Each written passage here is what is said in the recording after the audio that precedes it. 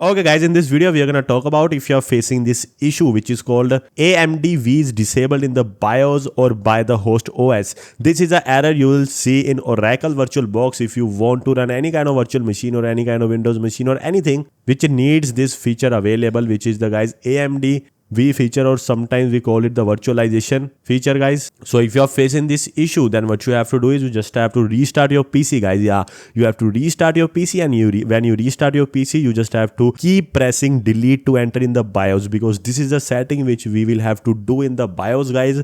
So whenever the BIOS of your system will appear guys, then what you have to do is go to the MIT option, and on that option what you have to do is you have to go to advanced CPU settings, and when you go to advanced CPU settings then you will see something called SVM mode guys. This is the mode we need to enable guys. So when we enable it, then we restart our PC again, and as you can see guys, when I restart my PC again, then if I try to run the Windows 11 machine which I am wanting to run, and it was not running before, but now as you can see the error is no more occurring guys, because we have enabled the AMD feature. So yeah guys, this is how easy it is to enable the AMD-V feature in the BIOS guys. You can do the same to fix this issue. Thanks for watching this video guys, and I'll see you guys on my next video.